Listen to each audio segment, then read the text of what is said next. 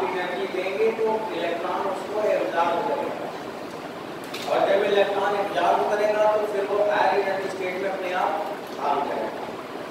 अब कहाँ पे आप ले जाना चाहते हैं ये आपके ऊपर डिपेंड करेगा। आप एनर्जी देके इलेक्ट्रॉन को निकालना चाहते हैं तो उस इलेक्ट्रॉन को लेके जाना कहाँ है, आपको कहाँ ले जाना चाहते हो।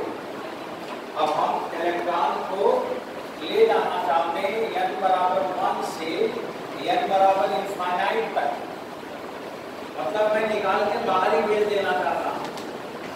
और अगर यहाँ से यहाँ तक ले जाना चाहते हो तो रिक्वायर्ड एनर्जी जो आपको एनर्जी देनी पड़ेगी वो बच्चों एनर्जी का नाम पड़ेगा आयनाइजेशन एनर्जी। और energy ionisation energy, ionisation energy.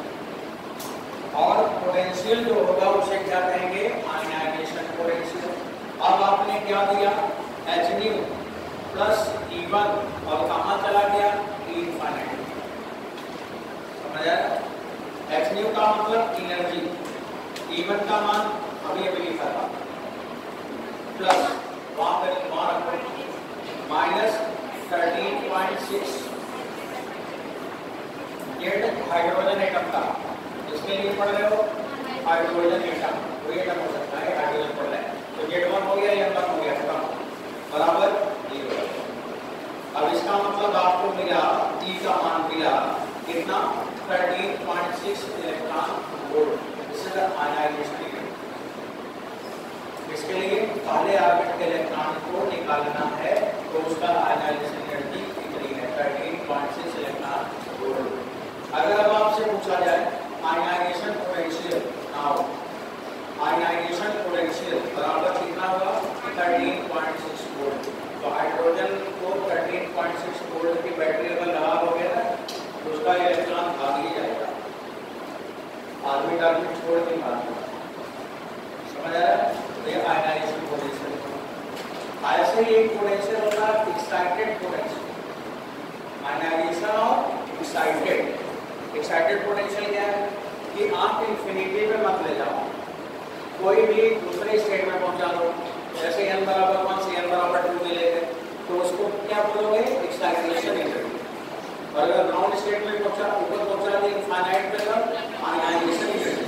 तो आयनाइजेशन एनर्जी कब होगा जब ऑर्बिट का इलेक्ट्रॉन इंफिनिटी में चला जाए, और एक्साइटेड कब होगा जब वो किसी स्टेट में रहे, सही है। और रेजोनेंस कब होगा, एक रेजोनेंस भी होता है। एक्साइटेशन और रेजोनेंस में क्या अंतर है, एक्साइटेशन में ग्राउंड स्टेट से पहले पे भी जा सकता है, ग्राउंड स्टेट से दूसरे पे भी जा सकता है, ग्राउंड स्टेट से तीसरे एक्साइटेड में जा सकता है, वो सब एक्साइटेशन है।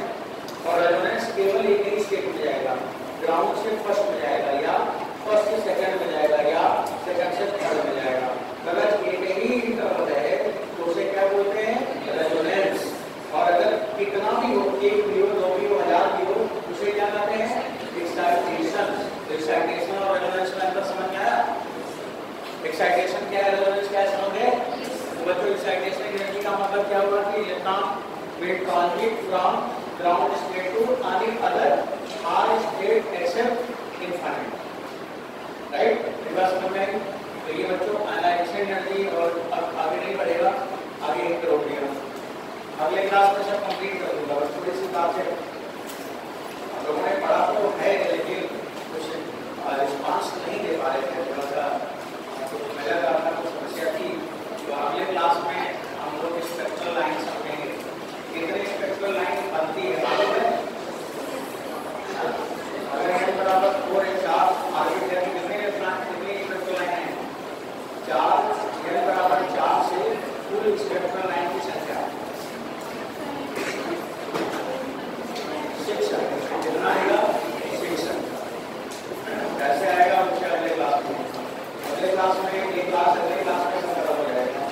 मतलब मॉड्यूल की समाप्त, आपको थोड़ा पढ़ के आना है, न्यूक्लियस पढ़ के आना है, रेडियोएक्टिविटी पढ़ के आना है, ठीक है।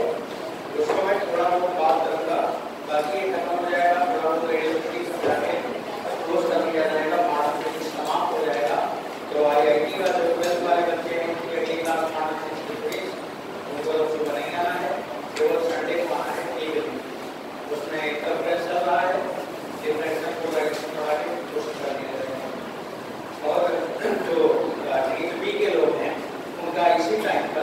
या तो टीपी क्लास चलेगी, या तो वेव की क्लास चलेगी, या तो ऑफिस की क्लास चलेगी।